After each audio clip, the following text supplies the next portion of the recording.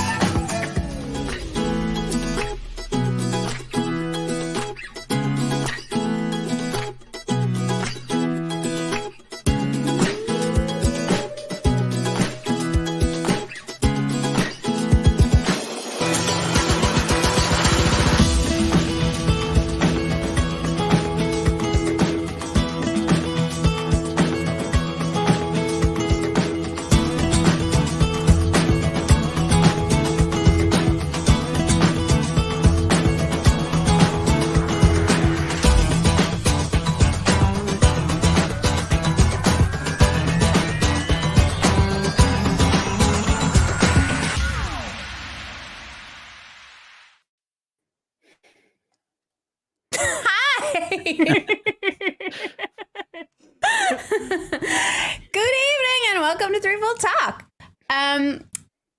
We've got a small crew here today, but we got a lot of big noise for you because we have a very special guest. Jordan with the Soundscapes of Time is joining us today, and we're going to learn all about all of his work doing soundscapes, specifically the new Kickstarter that he's got launching. So we'll get to that a little bit later. But first, we're going to do all our normal stuff, which is talk to Leigh-A about how her day was. Still, it's like the recovery mode from WatCon and then just like the complete chaos that is my normal life. So You're like combining it all together? Yes. So did get a nice nap before this, so I'm at least like mostly awake. That's awesome. If you could describe WatCon in like one sentence, how would you describe this year's WatCon? Just the most wonderful time with the most wonderful nerd crush people. I love it. I love it. Jordan was telling us right before we went live that he's never been to a Wheel of Time convention and never been to any convention at all. Right?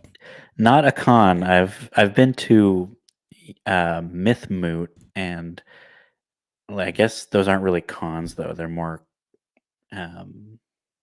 like conferences. I guess it's a little bit different. I don't know. What is Myth Moot?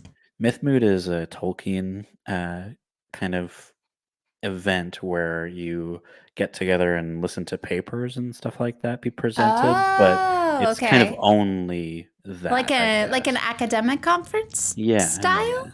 Yeah. Interesting. Yeah, so that's I was cool. at one of those. Love having nerds in the house. That's amazing. But you're ripping off your con cherry soon. Yeah. Yep. Next week I will be in San Diego for all the craziness. Insane. What a way to start. What a way to start. It'll be so much fun. And how was your week, Mel? Really busy. Really busy. Really busy.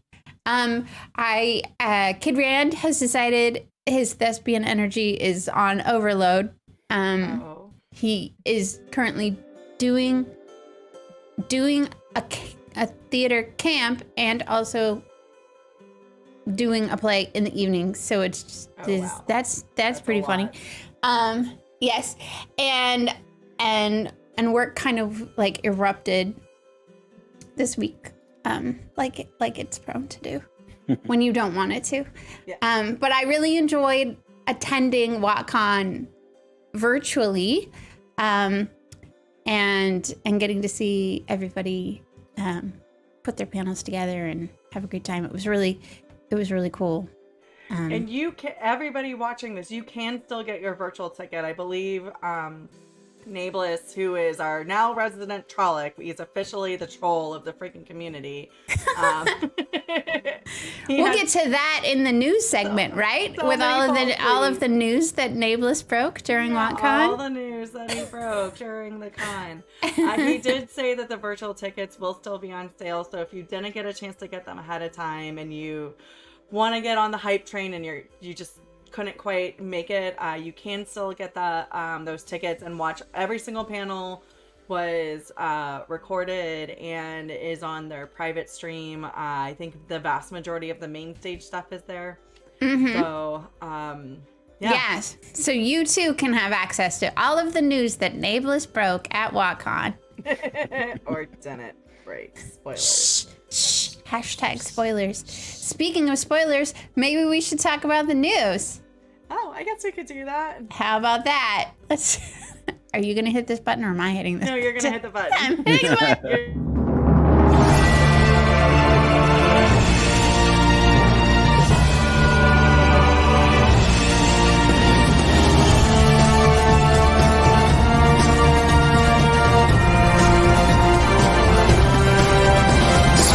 Brothers and sisters, it is time to cover up your face. For the Wheel of Time has news, and we shall dance the spheres with it. This is the Daily Veil. What do you think, Jordan? Recognize those voices at all? Oh no, I don't. You don't? I was That's too captivated to pay interesting. attention. I would think that you would be intimately familiar with Michael Kramer and Kate Redding by now. You know, it's funny. I will get into more of this later, but I put the intros of the early books against the intros of the later books. Yeah. To listen to the Wheel of Time Turns segments, and it's so funny how different their voices mature so much over the it years, works so right? well. It's really interesting. Concept. Yeah. I think Kate especially, her voice has grown and deepened and changed and matured in all sorts of really interesting ways. So it's it's almost cool like you to start over. Like grew up. Feels like you go back in time a little bit. Yeah, 100%. Anyway, news. Oh, I guess I should put that up. Hold on. We're doing some news. I totally got it. So, first and foremost, the most important news of the day. It is one of our Spear Sisters' name days. Yes, Sulin! Happy birthday, Sulin! Name day, Mel. Get with it. Come on. I have to. Freaking Shido. You've been hanging out with too many Wetlanders. I probably have, but so has Sulin. Because look, she's wearing she's wearing a wreath on her head. That's not where wreaths go. They go at feet, not on your head. In this picture, anyway. I think she was being influenced by Karen the Trolloc. So very classic. Yeah. Well, any Wetlander who can hang out with the Trolloc is good in my book, I would say. True. Pretty good. Sulin is one of my most favorite people. She's so funny and so giving and generous with her time, coming to visit all of us. Oh yeah. And super brave. She goes across an entire ocean to come see us all the time. Yeah. Absolutely. But yeah. And she helps keep our token Wetlander in line during a holiday. So make sure that he's got everything he needs so he can run that whole 24-hour live stream. But she's, an incredibly kind, intelligent, clever, amazing person. And I'm really glad to know her. So happy name day, Sulin. So then, now we did get some disappointing news today. Did we? We did. We got snubbed all around for the Emmys. Yeah. 0 nominations at all. Even Maddie, with how much recognition she got for episode 6, all the love that Sharon's been giving on her Instagram and going around promoting her very unique costuming. It's different than any show that we've ever seen. So the list could go on and on and on. Rami for her directing. Zero. Land for his butt rock. I mean, he should get They should create a new Emmy just for butt rocks. Seriously. Don't you think? Its own category. It does deserve one. Have you ever seen a butt rock, Jordan? No? Ooh. Interesting. Butt rock. You should see it. Yeah. Those are good. Yeah. I feel like as I heal, we could be upset about this Emmy situation, or we could just chalk it up to the fact that it must be a whole bunch of Wetlanders doing Emmy nominations and they just don't know. They just don't have wise ones with them. Yeah. To help them understand. That is a very, very, very nice way of putting it. Wetlanders. Right, exactly. Like, just in, like, I mean, if they had wise ones in the Emmy nominating pool, they would be informed. But since they don't have access to the Amazing Wives One network that we have access to, it's understandable that they might make some choices that don't make any fucking sense. Yeah. So the fandom was definitely very upset today, but I think in true Kevin style, he did come up with the best response. MFW, also I don't know what MFW means. The makeup and costuming of the Wheel of Time is completely snubbed by the Emmys with this very trollic picture. Yeah. Awesome. I think that's my feelings when. My face when, I think. My face when? Yeah. Oh, One of those my things. face when. See, I am not cool at all. So I don't know what all these acronyms mean. Yeah. It's cool. You don't need one. Yeah. When you're staring at a picture like that, up against, I mean, Yeah. So, but would you like some good news now? I would, please. So our very own distinguished professor, in addition to writing The Origins of the Wheel of Time, he's known a lot for his historical medieval battle writings, but he is also a fantasy author, for those of you who don't know it.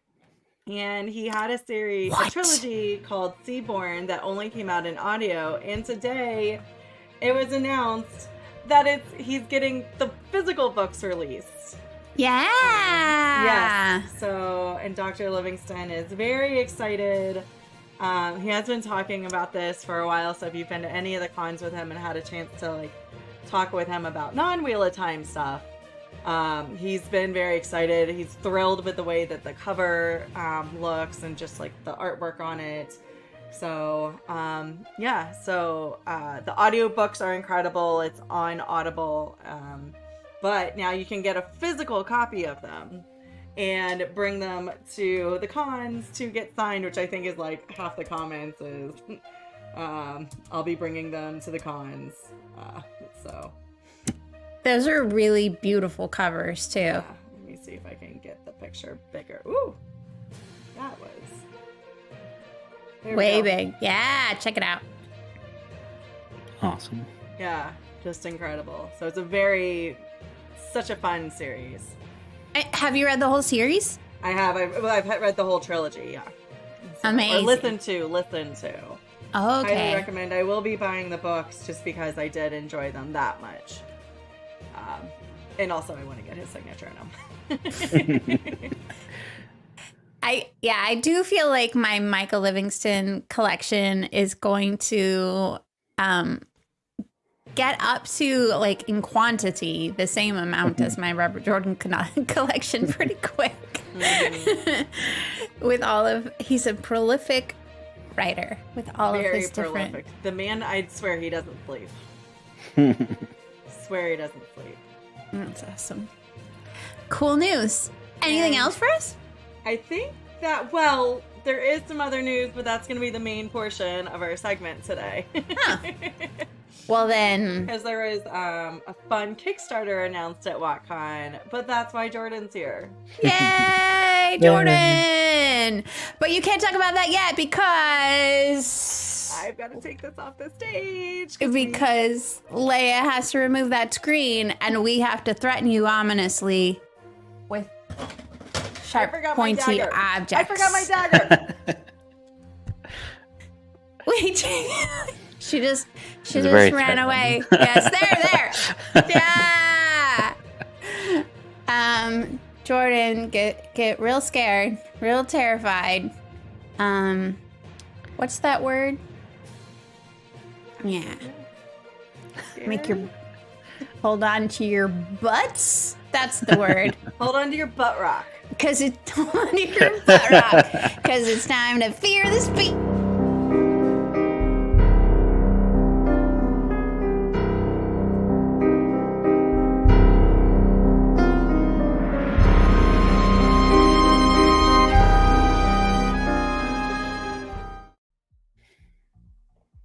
Scared. I have no idea what I'm in for here. I know. Welcome. The music's awesome, though. Is it? I feel like I just froze. Am I frozen? Nope, you're good. Okay. Like my whole computer. Did you just freeze? froze. Did you freeze? I don't know. Did you? First of all, please tell us your name, society, and clan.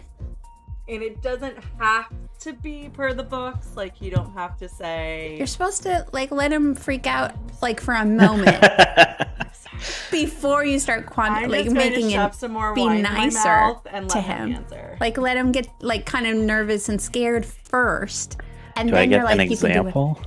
No. An example. Have you ever read The Wheel of Time? I did read the first one and then called it. That's it. Yeah. You've read the first book only? No, I've read them all. Okay. So in the Threefold Land, where the Aiel live, you have a name, which is what people call you. And then your society is like your job. And your clan is like where you're from. Well, I think I had to stick with Jordan because it's very on brand. Yeah, it is kind of on the nose. Yeah. Yeah.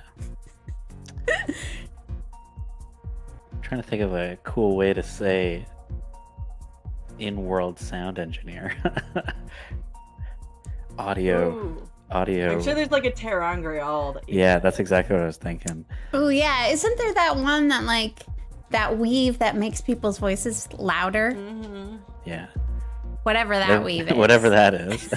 That's an Aes Sedai thing. We just deal in Aiel shit here. Who knows? Who the fuck knows? Maybe the wise ones know it. Oh, We need- probably. And we need something up north since I'm in Canada.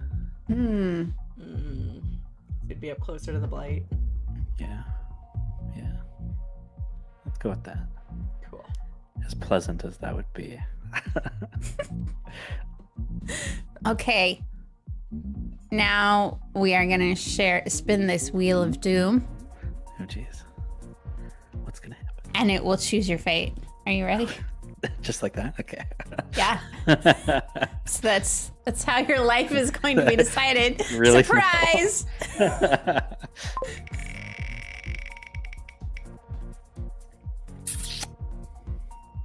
Leigh-A asked this question. Who would you fan cast to portray your favorite character on the Wheel of Time show? Who would I fan cast to play my... Also, who is your favorite character? I already love the casting for my favorite character, which would be Egwene. But So maybe I feel like second favorite. I feel like character? I feel like I should choose someone that we haven't seen yet.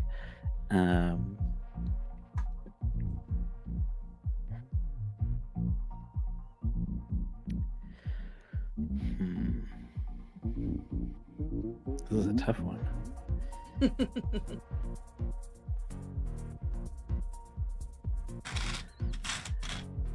Especially because I'd have to look up the actor. But you know, in Game of Thrones, the guy who plays Dickon Yeah. Tarly, he's like really tall. He's in Black Sails as well. Oh yeah. It'd be fun to get him as some like Gowan or something like that, or Galad. Okay. I think he's awesome and would be great in this world. So That would be really that could be cool. I'm just trying to think of people that aren't in the show already, though. It is hard once because they do such a good job like picking people, right? Yeah. Have they replaced your headcanon for some of the characters? Yeah, for some of them, not all of them. But for Yeah. some. Yeah. All right. Dickon Gowan sounds We like. did have a question from fellow Canadian Dash. Dash is also in Canada. He's asking Nice. where in Canada are you? I'm in Ottawa, Ontario. Oh, okay. So not too close. All right. Next question. The fear rises. This is the best question. Are you ready? No. Trollocs are hot. True or false? True. Obviously. We just saw Good a picture job. of one. Way to go. All right. That's it. That question has been answered. No other explanation needed. Moving on. You keep getting it right on the split between the questions. I know. Okay, Leigh-A. Other than the threefold land, where else in the Wheel of Time would you like to live? This is too easy. 2 rivers, but I came from a really small town, so it fits. I feel like that's the most common answer we've gotten. A lot of people like the Two Rivers vibe. Yeah. It's like people choosing the Shire in Lord of the Rings. Yeah, exactly. Yeah. Like the hometown. Yeah. The home team's hometown. All right, 2 more Where spins of the quiet is. wheel of smooching. See, right on the edge again. It really does. Oop. Who in the Wheel of Time do you most want to stabby stab? Depends on the book. That's I mean, I mean, sometimes it's Nynaeve, but other but other times it's definitely not her. So it comes and goes.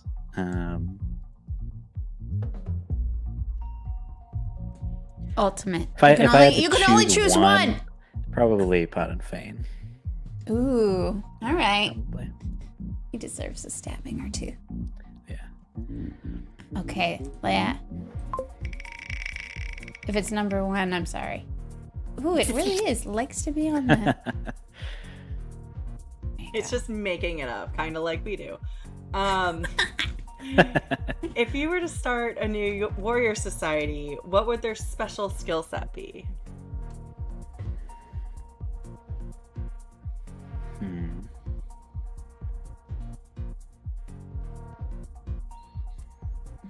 Again, it would probably be like audio based, like total silence kind of, movement, things like that. That would be really cool. That's probably what I would go for. Okay.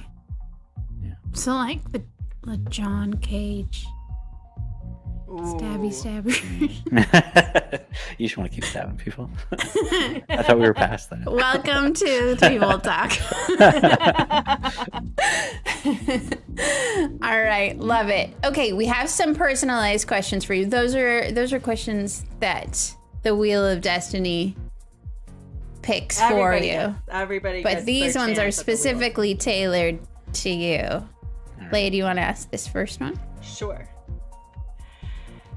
How did you get into sound design?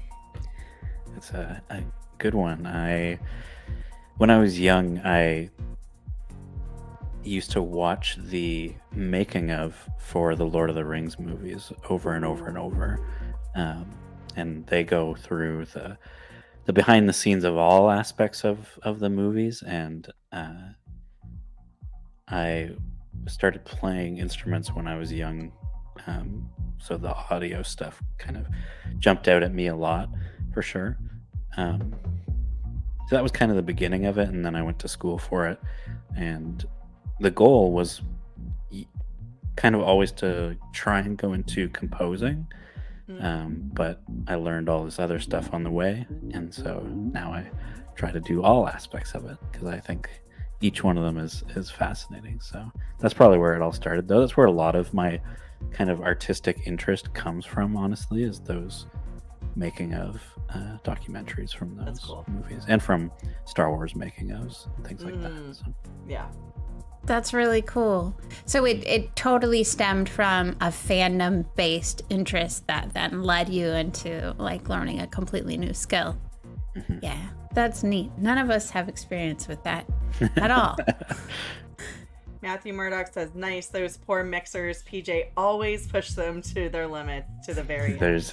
There's a making of little bit about the sound design for The Hobbit that is absolutely painful to watch because they're like so far past the deadlines that like they've just accepted their fate kind of thing, you know, and they just got to keep working even though they're not even close to being done kind of thing.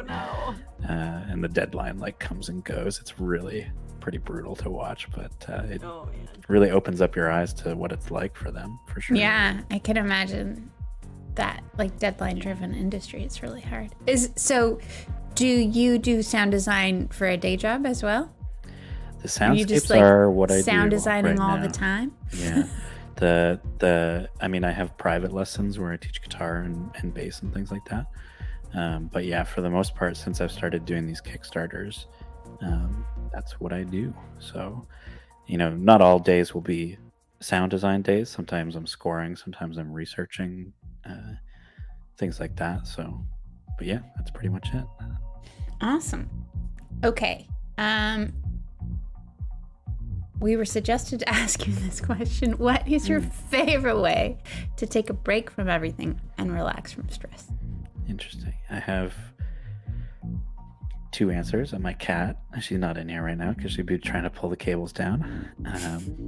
But that would be one. And then the other one is I really just like to go for walks, and I just end up listening to other audiobooks on the walks. So I'm kind of doing the same kind of thing when I go have a break anyways. So what audiobook are you listening to right now? Go ahead. Sorry. Right now I usually have like 6 or 7 on the go. It's pretty bad. Wow. I'm listening, and they're all like totally different things. So there's the new Star Wars movie a new Star Wars audiobook for the High Republic that I'm listening to, and I'm also listening to The Maltese Falcon for the first time. And I'm on The Dragon Reborn. Which version? Michael and Kate. I'm also kind of like, as I listen to it, I'm like imagining. I was gonna say what that, I would like, be kind doing. of a research-based listen. Yeah, it's really hard not to do that. Hold that thought. Hold that thought. Hold that thought. Hold my beer. Hold your beer. Okay. Last question, Leigh-A. Ask this, and then we can actually understand what Soundscapes.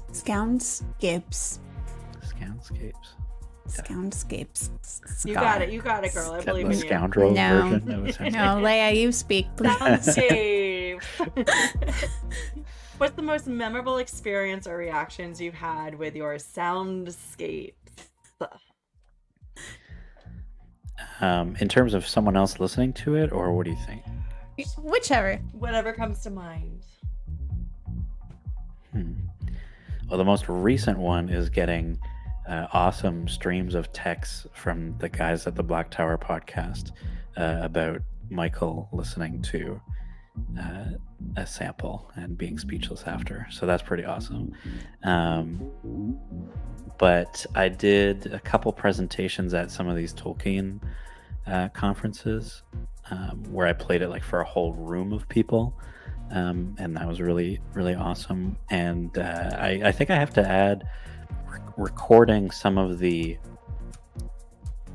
I'll choose one moment. In The Lord of the Rings, there's a chapter where they're in their canoes headed down the Great River, and I took my 3D microphone out to my canoe and paddled around for a while out in the middle of nowhere and recorded that. So that's what you hear on the soundscape. So yeah, Nuts.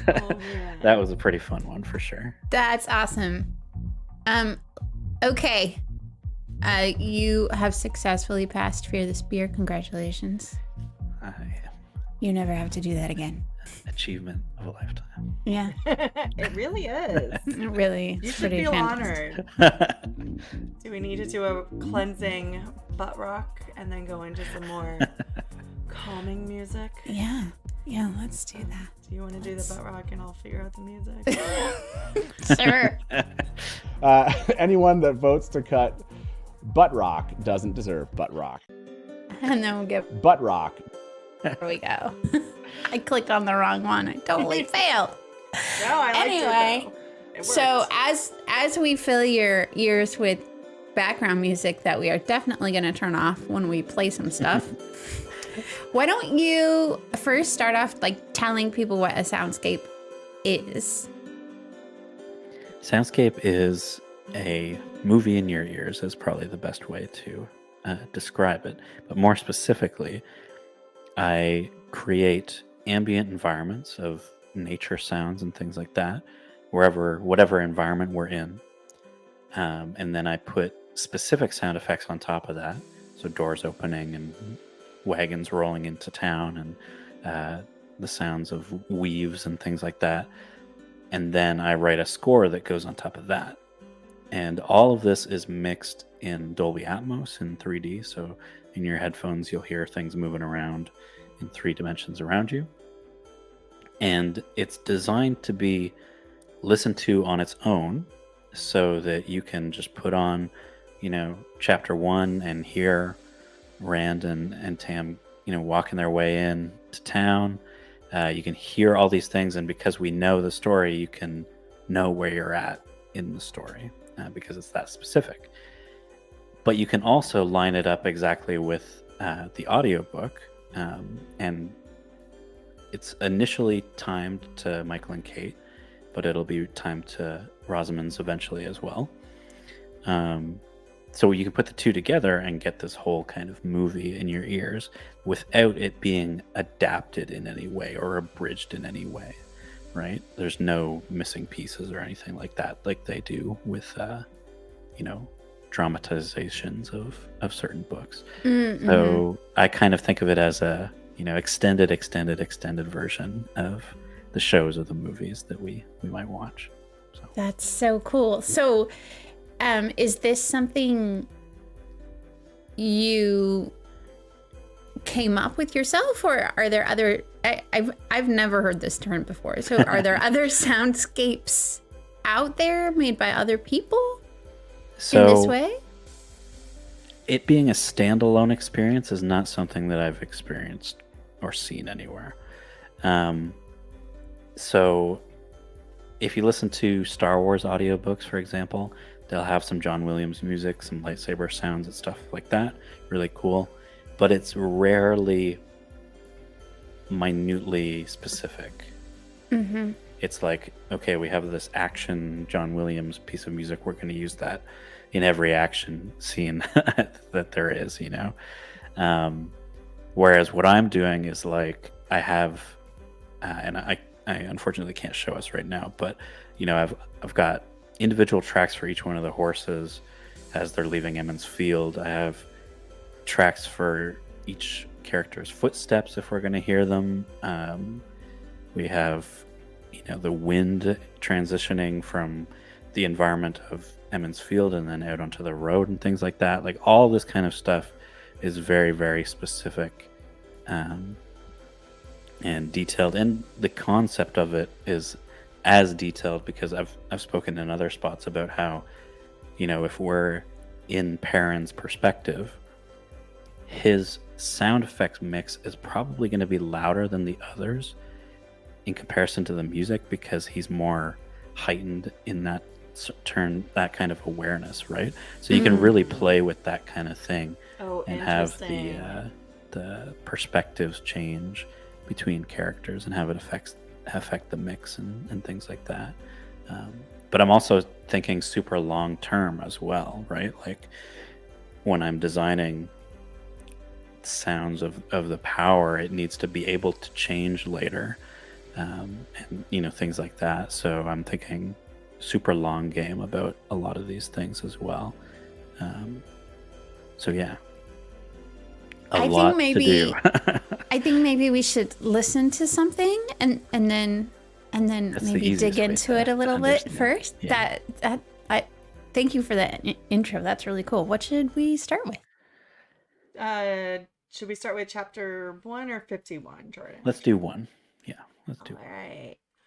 All right, foldies, hold on to your butt rocks. Here, get ready for a good ride. The wheel of time turns, and ages come and pass, leaving memories that become legend.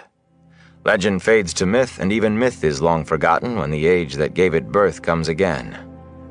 In one age, called the Third Age by some, an age yet to come, an age long past, a wind rose in the mountains of mist. The wind was not the beginning. There are neither beginnings nor endings to the turning of the wheel of time, but it was a beginning. Born below the ever-cloud-capped peaks that gave the mountains their name, the wind blew east out across the sand hills, once the shore of a great ocean before the breaking of the world. Down it flailed into the two rivers, into the tangled forest called the Westwood, and beat at two men walking with a cart and horse down the rock-strewn track called the Quarry Road. For all that spring should have come a good month since, the wind carried an icy chill as if it would rather bear snow. Gusts plastered Randall Thor's cloak to his back, whipped the earth-colored wool around his legs, then streamed it out behind him. He wished his coat were heavier, or that he had worn an extra shirt. Half the time when he tried to tug the cloak back around him, it caught on the quiver swinging at his hip. Trying to hold the cloak one-handed did not do much good anyway. He had his bow in the other, an arrow nocked and ready to draw.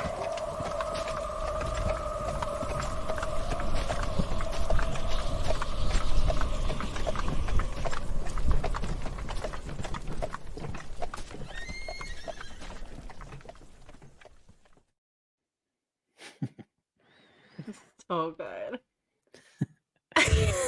The intro always gets me. Are you okay, Mel? That was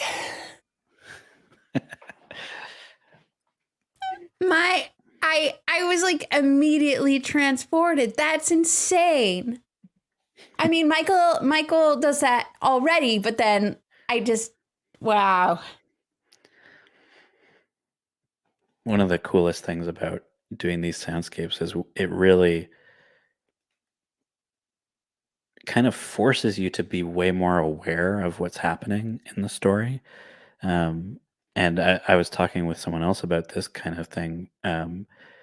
Just as an example, like you might hear the sound of horses get described, right?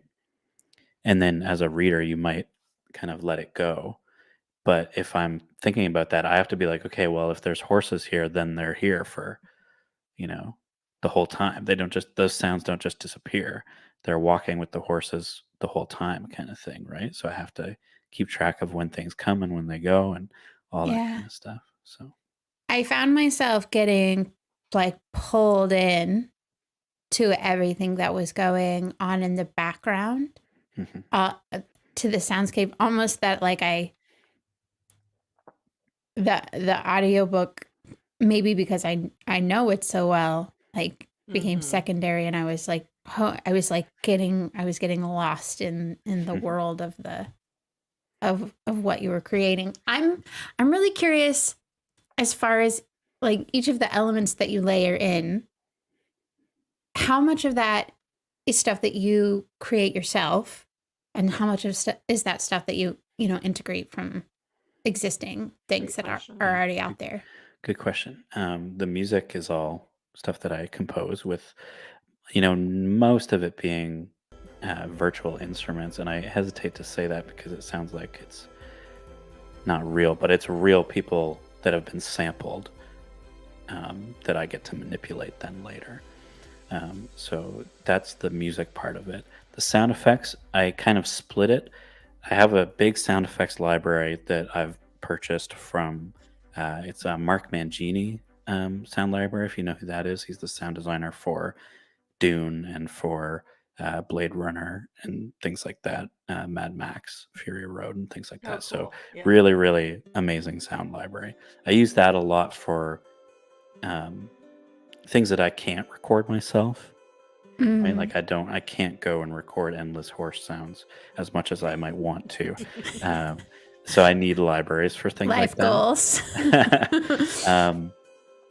But I also have a bunch of Foley that I do myself. So movement of their clothes and things like that. A little bit later in that segment, it describes Rand's cloak getting caught in the wind. So I'll add stuff like that because it's too specific to put something else in.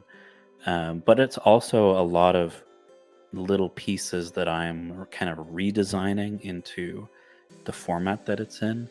And the ambiences are layers of, there might be a little bit of wind that I use from a sample, but also underneath it is my recording, out in the woods that I did with my 3D microphone. So there's tons and tons of layers of things, and it kind of blends back and forth between stuff that I've specifically recorded and then stuff that I've designed and things like that. So yeah, but there's really no, I try as much as possible, like things aren't looped, like part of my process is I list all of the ambiences to start with. So where are we in every chapter? And I think there was a list. I can't remember the number. It was more than 50 different ambiences though for book one.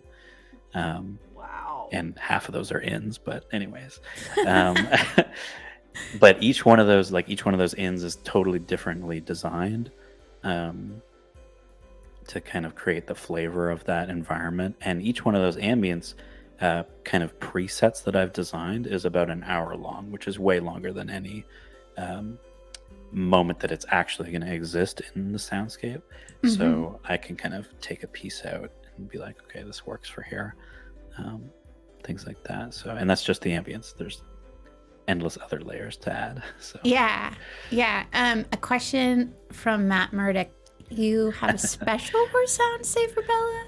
It's funny you say that because throughout this series I have to do a lot of things like that where I've had to be like, oh, okay, I'm gonna make Trolloc sounds, and then I have to have like a folder of Trolloc sounds to pull from later, so that it's consistent across the whole deal. The kind of flavor. I have a lot of Trolloc sounds, but Bella's a good example of that, where it's gonna have to be in its own folder so that it can be reused later and later down the road. So yeah. Lots to keep track of. That's the most work. Yeah, I can imagine that the spreadsheets, the file management. Yeah, exactly. Is intense. What do the engineers call it? PDM, something like project development management systems that like store all your files and all the different versions of them and all of those things, right? You're gonna probably need something worry like about that. Backups. Yeah.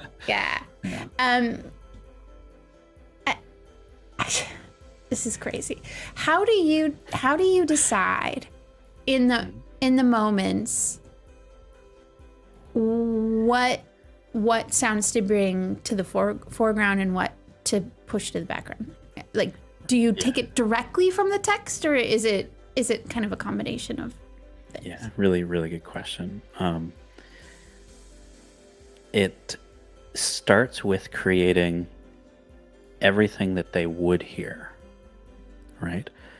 And then from there, kind of creatively deciding, should the music be more in the front here? Should the sound effects be more here? etc. like that. And I kind of go off of just feel for that, for what I think feels best, or most impactful. But it is a kind of dance the whole time between, but it all starts with me laying out everything that they would hypothetically hear, down to like trying to keep track how far the river is from the scene that we're at right now, because of how loud it would be or not be, depending on how far we are in the chapter, things like that. I just find that kind of thing really interesting to track. And a good example from the Lord of the Rings, since I've done that, is I talked to this amazing military historian, Brett Devereaux, about the battles in Lord of the Rings. And one of the big things that he pointed out is they wouldn't be wearing plate armor, because it wouldn't have been invented by that time in this historical setting. So all those clinking metal sounds and things like that are not things that you would have heard like at the Battle of Helm's Deep and stuff like that. Oh, interesting. It was all chainmail and stuff like that. So he was very like, this is what it would actually sound like, not the movie stylized kind of version that we often hear. So that, thinking about, I have a lot of decisions to make as the books go on, of what weaves are going to sound like, or how they're going to feel, You're things gonna like put that. sounds to weaves. It depends on whose perspective we're in, and that's a whole conversation that I had with John at Wad Up, is because I was working on the scene where Egwene channels for the first time.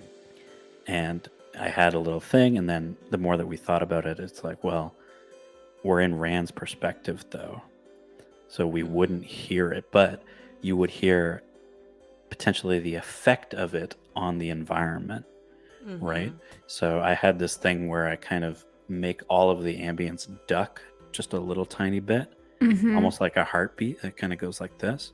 And same thing when Moraine channels later, it's the effect that she's having on the environment, not the weave itself that he's hearing. So lots of like really, really small decisions like that are really fun to really think interesting. about.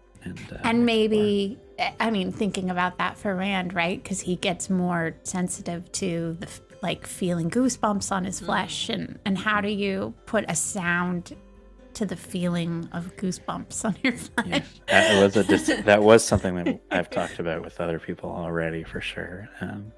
And it all kind of comes down to doing the realism first, and then once that's all set in place, trying to decide cinematically, because I'm thinking of it as if it was a movie.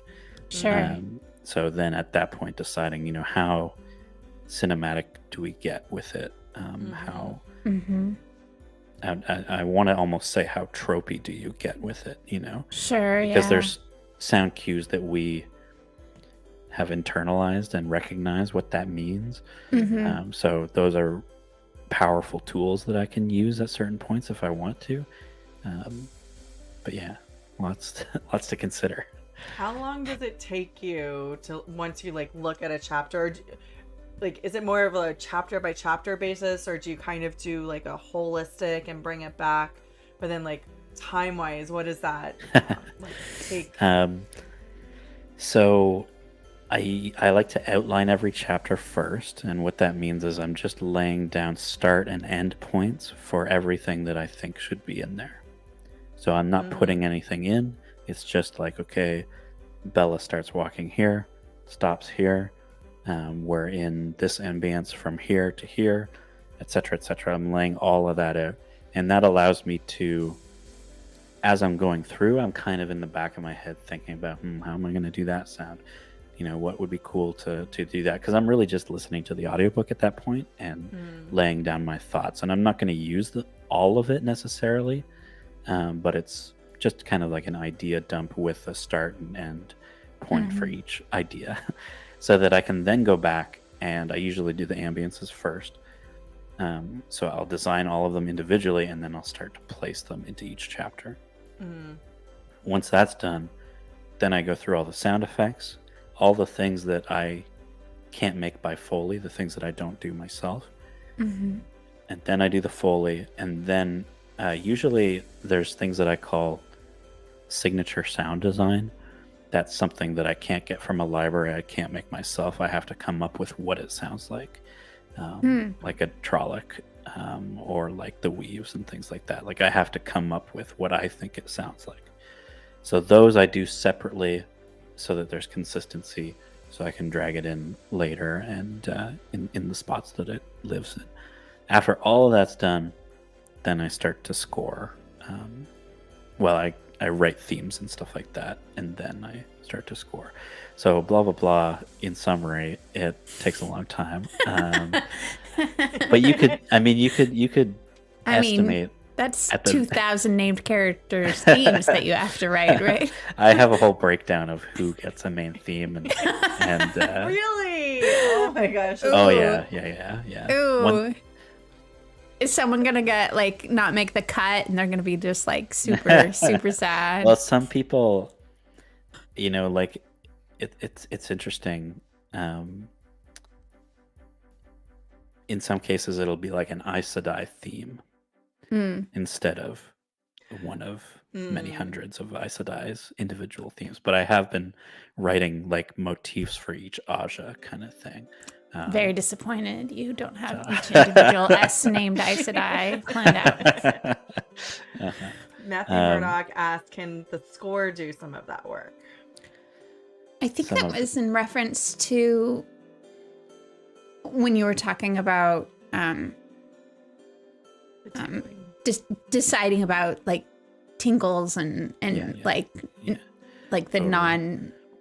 non-realist the score is a pretty fantastic get out of jail free card, almost, you could say, because there's some things that just don't work to hear it. For whatever reason, it just doesn't kind of make sense in that way. And a good example is like you can get the very intro that we just heard. It's a little bit more abstract of just the introduction of the story, so it's better to just let the score do the heavy lifting there, and then the ambience can come in later. Even though technically you could argue that there would be ambience during that whole thing, right? Because we're kind of with the characters.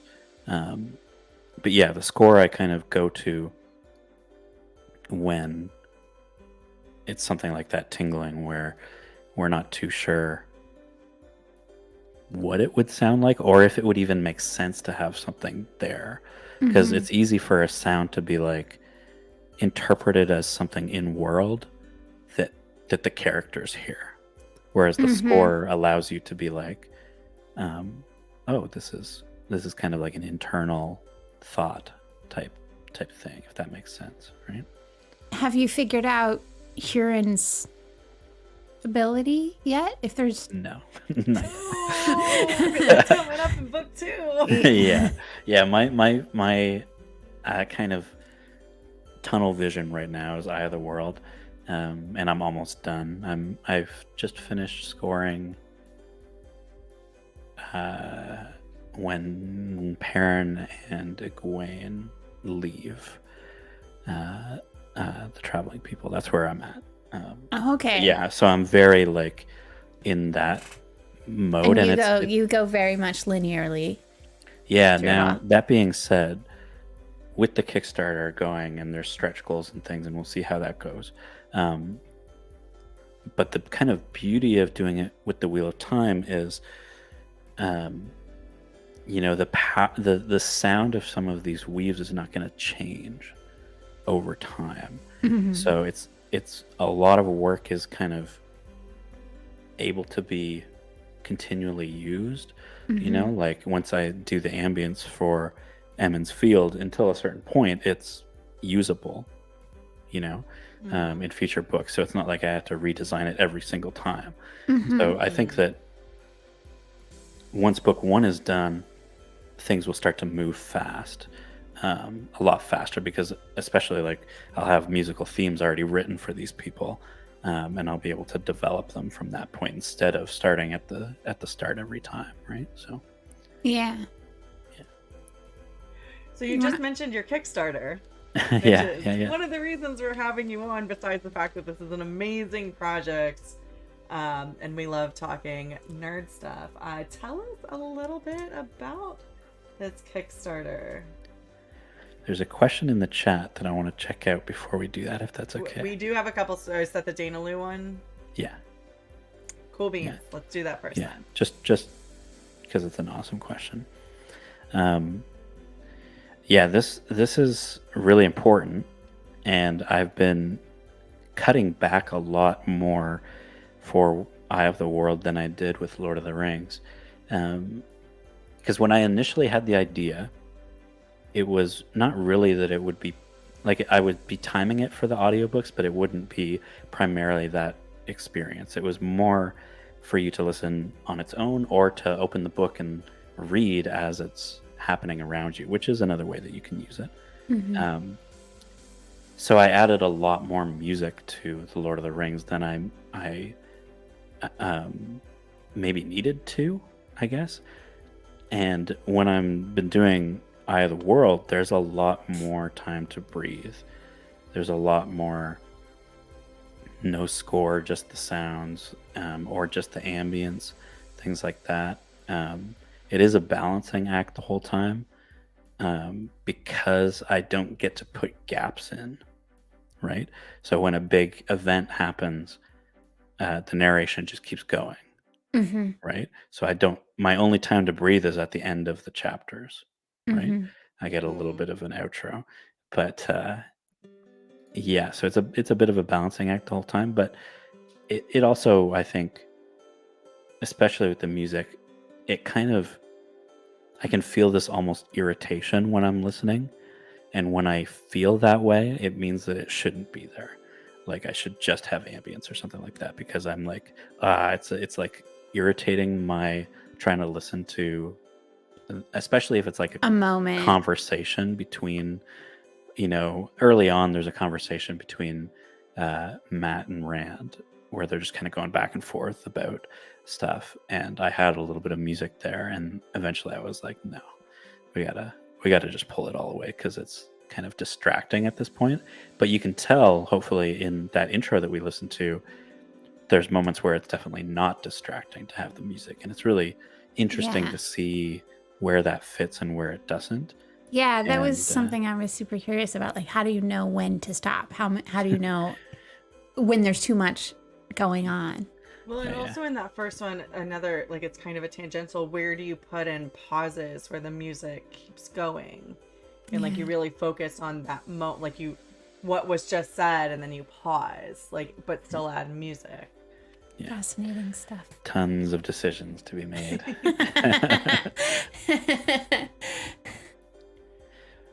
But, So we can look at the Kickstarter now.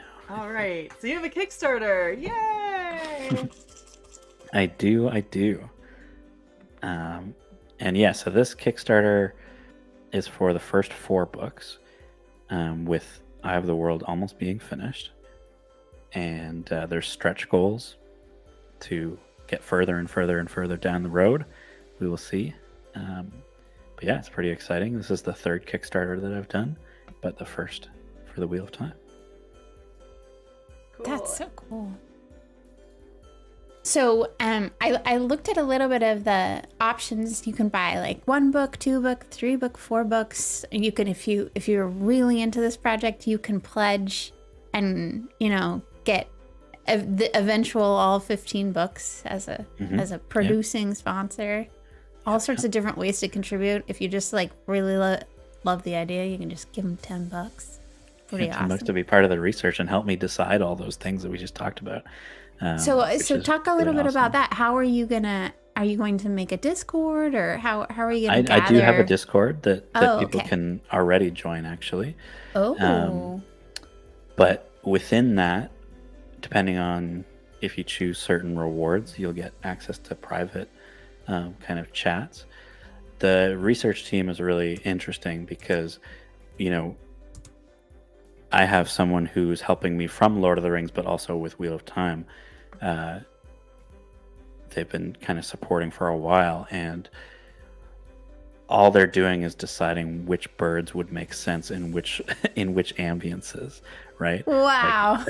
And that's all it is. And all those kind of details are pretty amazing to have people help me with, down to, and it's funny, we were talking about costuming earlier, but what are the characters wearing in each scene, because it affects how the footsteps sound, the fabric moving and stuff like that. So the more help that I can have with that, the better, for sure. Or it could be, listening to the audiobook yourself and laying out where ambiences start and finish, things like that. All this, there's a lot that only I can do, obviously, but there's a lot that people can help with, and that leads to one of the other add-ons, probably, which is a voice role.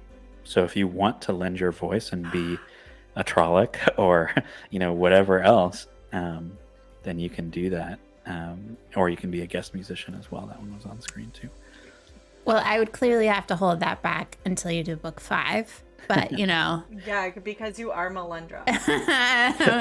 So, Hashtag Mel for Mel, everybody. But I was going to say, you could have a roof mistress in book 4. So. Oh my God, yes. All I have to say is there's endless opportunities for someone to be a voice in any number of inns that we're in, or Trollocs, or whatever it might be. There's tons and tons of chances. And with the Lord of the Rings, it's really fun because we had people being orcs and people being I was gonna say, has someone already claimed Narg? Is Narg no one has claimed anything, really. So there's still lots to come. For Lord of the Rings, I had a good friend was doing all of the Gollum kind of in the background hisses and my preciouses and things like that. So wow, really fun. So creepy and cool. I totally want to hear that. Yeah. So the Mel has posted the Kickstarter in chat. It's also if you watch back later, it is in the description of the show, so you can go follow it there. Also, where can we find you on socials? And I'm gonna prompt you with a page. So my Twitter or X or whatever you want to call it is there. Twitter. Most things, I would say Twitter. Most things go on the Discord, though. So if you join that, then you're able to sign up for updates on any of the number of different soundscapes that I'm working on. So right now, the focus is Eye of the World till that's finished, and then as I work on the others for the Kickstarters, I'm also working on The Hobbit, and I'm in early kind of production on Game of Thrones and book 2 of Harry Potter. So a lot of stuff all over the place. You got a lot going on. And I want to work on Dune, but I gotta hold off. I gotta chill. I mean, you're listening to how many audiobooks you can create, how many soundscapes, right? More and more ideas, I've been told God. The Expanse is good. Ooh, The Expanse is so good. Oh my God, I would totally. Oh. Sorry, I just got really excited. Not that I'm not excited for this one or all the other projects. I want to go back and listen to your Lord of the Rings, because I've been following the But Are There Dragons with Critter and Jessica Squeed Eye, and I feel like that would be a great compliment to their read through. Yeah, right? So how would people join your Discord? You have It should be at the very bottom of the Kickstarter. Of the Kickstarter? Scroll forever! Sorry for the fast scrolls. Oh, no, probably the first page. Yeah. First page. Ooh, I found it. Ooh, you found it? You beat I'm me. pasting it into chat. Right here, y'all. Oh, yeah. Yeah, So there's there are kind a whole of bunch of like cool videos here. definitely watch the Kickstarter video if you want another kind of. There's a good demonstration of how the thing is built with Emmons Field. We should listen if you want to the other sample at some point. Yeah, more. Listen more. This one is a lot more action. So stuff is happening. All right, so Spoilers let for me book turn one. this music. Should I put my spoiler banner up? Hold on, guys. Nobody in this show This knows is just how for Eye to. of the World, but it's not full books. We are full spoilers. No. But think about all of the moments later on in the series that will be awesome. Gosh, that's crazy. To hear. All right, Foldies, hold on to your butt rocks. This is chapter 51 of Eye of the World.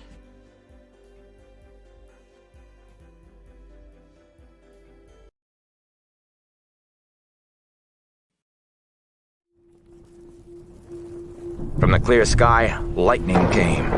Each bolt crisp and sharp, searing his eyes, each bolt striking a winged black shape.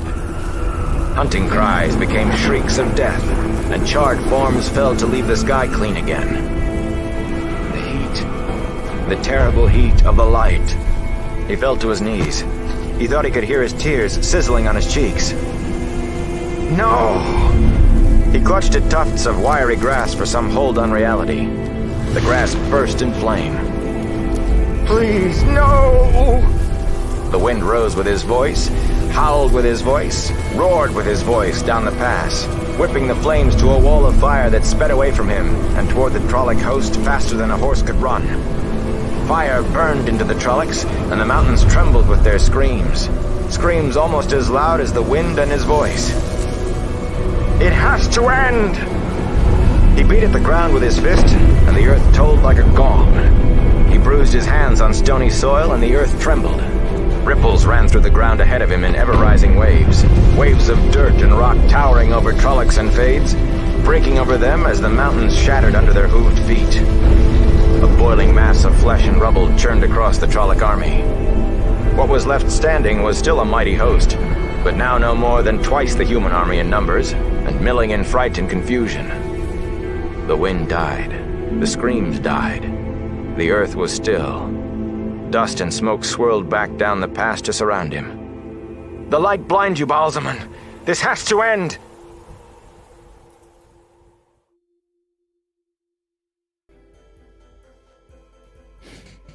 It's crazy. That's It's a very stressful scene to begin with, but then that amps It's it like up extra. tenfold. Yeah. I know. I'm like sweating over here.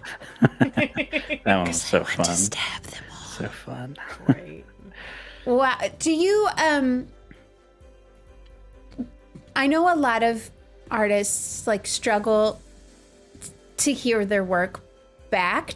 I assume that would be very difficult for an audio engineer to actually struggle with listening to their own work because you have to listen to it like endlessly forever. So when you listen to that section or any section that you've deemed complete, are you like, when you listen to it, are you satisfied, or do you listen to it and be like, I want to tweak that? I am pretty good at letting it go. And really, people ask, and I almost shouldn't say this because we should push the Kickstarter as much as possible. But I'm gonna do all of the books regardless. It's just how fast I do them is dependent on the Kickstarter, obviously. Yeah. But like this stems from a maybe selfish thing where I want it to be done. I want to be able to listen to it this way. And there's examples that I'll say. So for at least two of the main characters, I wrote their musical themes around their climactic moments in the last three books. So I have, for those of us that know, I have all of Veins of Gold scored. And that is where all of that music stems from, and then I pull it back to certain moments that you will hear in book one and on through the story.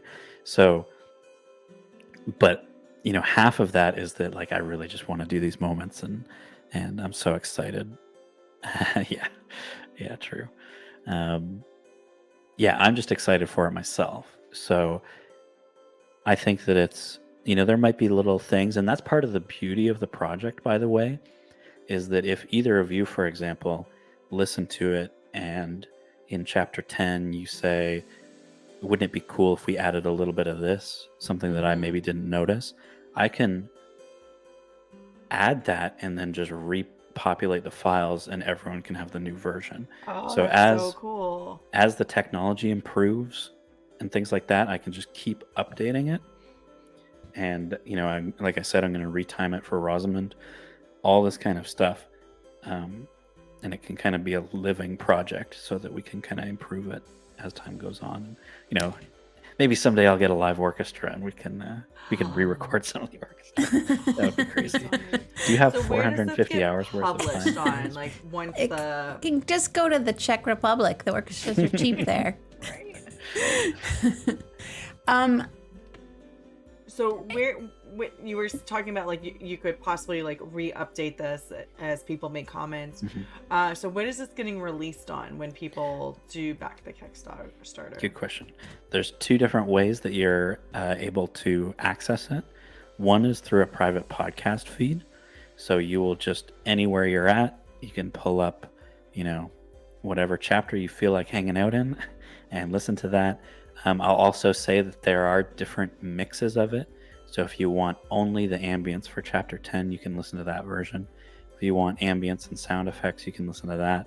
If you want only the score version, you can listen to that, etc., etc. Oh my gosh! Wow. That's nice. You can get the. So that's one way. Too many private choices. Podcast. The other version is just a Google Drive, so you can download them. And when you download the files, that then gives you the ability to put it with the audiobook that you've purchased and put the two of them together to have that kind of complete experience. Obviously, I can't put them together myself because that would be copyright infringement. But it's as easy as putting the two together. And I have a how-to video for that on my YouTube, so people can see. But it's designed to be very user-friendly, hopefully. And eventually it would be really nice if Apple and Android cooperate with this, to be able to have my own app that allows itself to be played at the same time as Audible. And if that can happen, then we're good. You don't have to do anything. So I've been working on that kind of thing, but it's a tricky scenario because they have kind of blocks.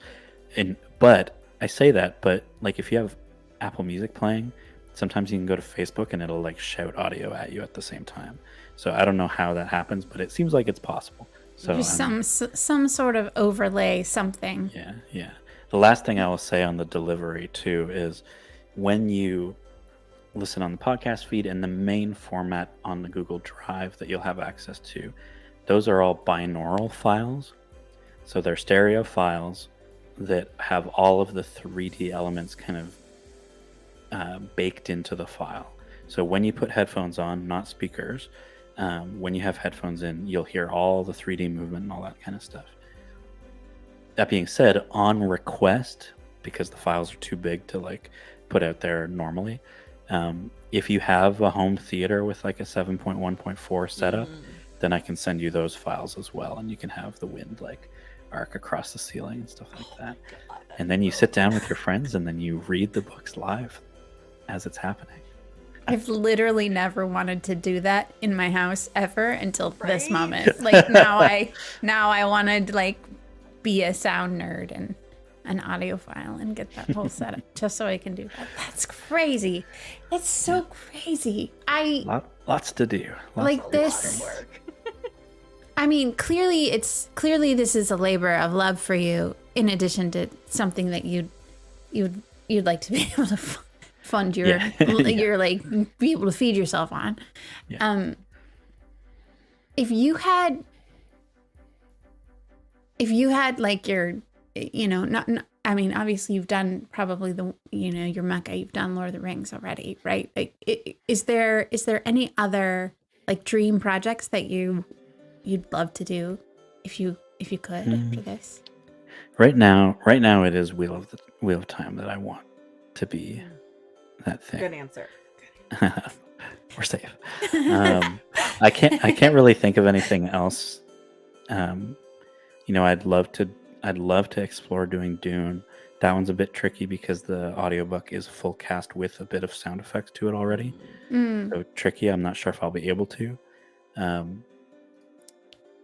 I really want to do all of the existing A Song of Ice and Fire books, because then it gets really, really interesting because it's so tight POV that you can start playing around with, and there'll be a little bit of this in Wheel of Time, but not to the same extent. Where if we're in Sansa's head, she's probably got these really romanticized music themes happening.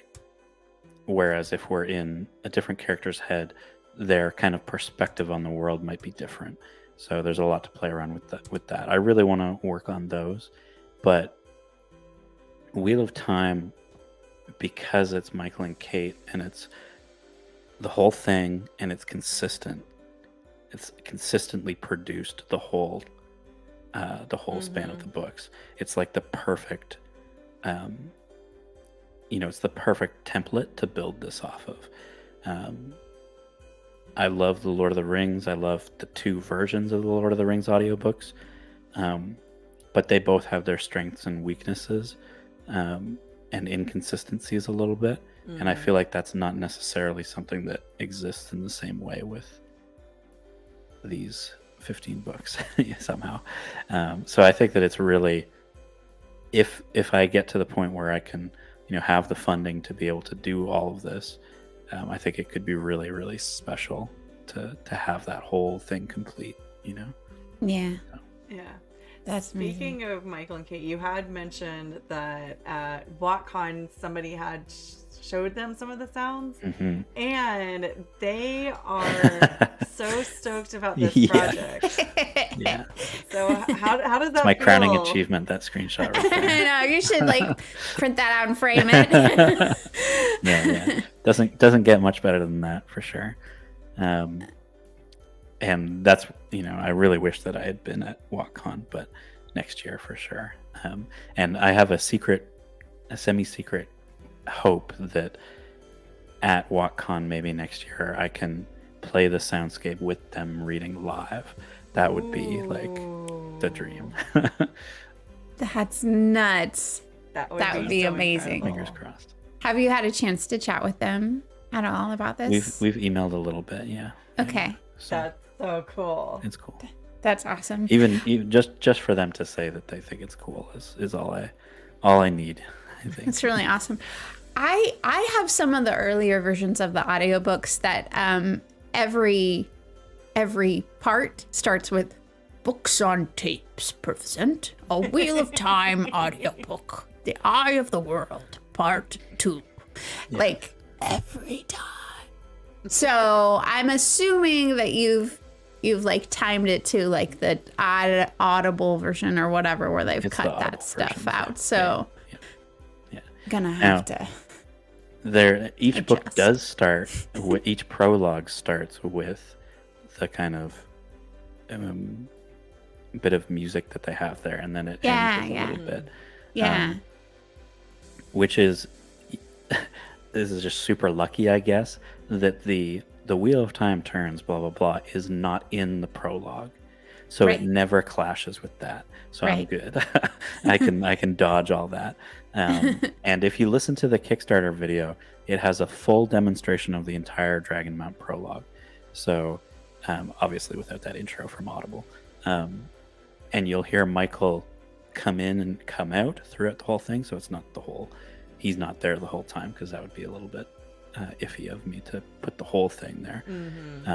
But I really encourage you to check that out, because if you want to hear the power be used for real, you'll hear it in that sample. And, yeah, That's so cool. It's pretty cool. Super fun. All right. So What a really fascinating and interesting hobby / passion you have, Jordan. It's a lot of fun. So Yeah. the Kickstarter's up for how many more days? 23. Just There we over go. 3. It's right there. 23. I'm like swirling my mouse around it and you guys can 23 more days, and you're about, what you said earlier today, 25% of the way through your first goal? Yeah, I think so. And yeah, so this Kickstarter will be the first 4 books, unless we get further than that. So we'll see. And then, yeah, Eye of the World will be done very soon. Nice. Yeah, for reasons. Definitely. Yeah, so go ahead. Everybody tell a friend. Tell your friend. Yeah, support it if you can. We know not everybody's at a place where they can support it. Join the Discord.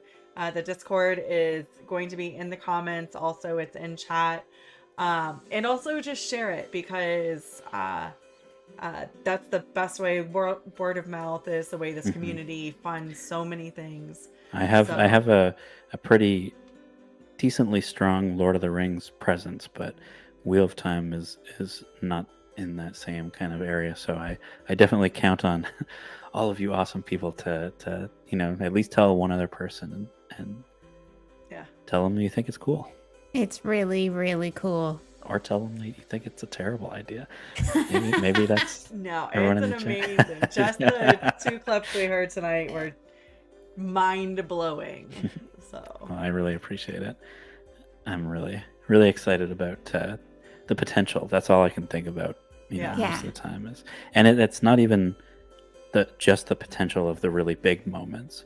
I was listening to the chapter the other day where Matt makes his escape from the tower, and just thinking about these kind of almost smaller scale moments, it's really interesting to think about. And a couple days ago I was working on the chapter where Rand and Matt are on the ship, and you hear all the sounds of the ship creaking around you and stuff like that.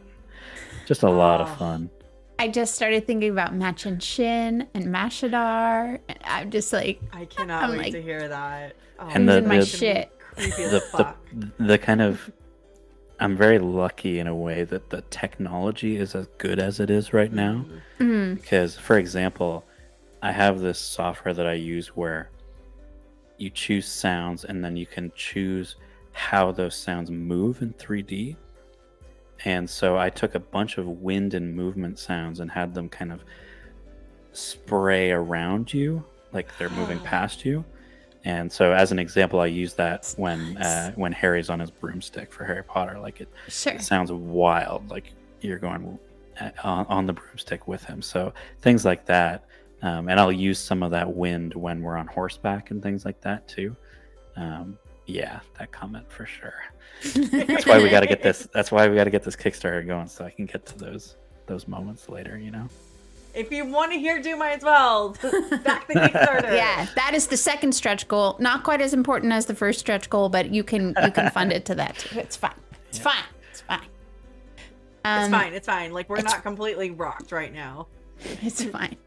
How, just out of curiosity, not to totally throw a ringer into your work or all, but how would you depict a butt rock?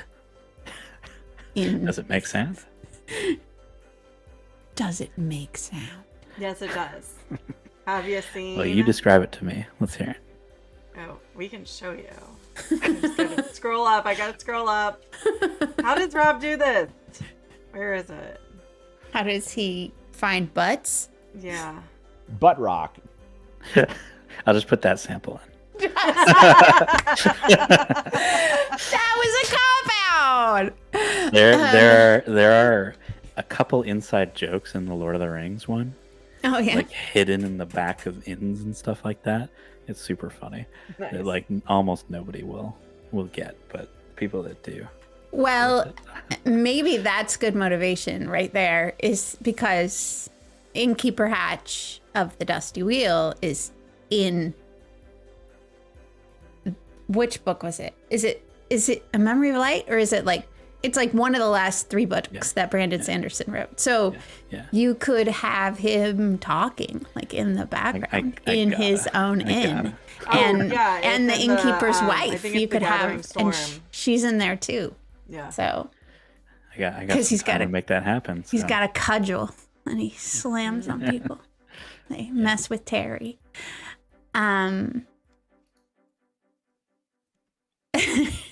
Patrick wants to steal your guitar. Roll for your guitar. It's a bass. I have 2 basses that I had custom made for me, so that's one of them, and then my other one is over here. That's really cool. Yeah. What is special about them or unique about them? Well, the one on my left is a 5-string bass, so it has a high C string, so it's nicer to play chords and melodies on that one. But the one that has a little bit more significance, I guess, is this one. Ooh. I don't know if we know what that symbol is. I don't. But it's the empathy symbol. Oh. So that one's a really special one for me. So I designed it, and the builder. These are 2 different types of wood here. So really, really nice work. Oh, freaking cool! It's beautiful. Yep. All right. So, we've got one more question from Chad, and this came up earlier. Matthew Murdoch is wondering what type of mic you're using tonight. He's asking for a friend. It's a Rode. What is it? It's a Rode something 4. Let me double check so I know for sure. NTG4. Yeah, that's what it is. A lot of my mics are Rode mics. Cool. And I did choose the wood for the bass. Good question. Awesome. Yeah, I chose every detail of it. I chose the body shape. I chose all that stuff. And I drove down to Nashville, picked it up, went to visit a friend, and then drove back. Wow. That's commitment.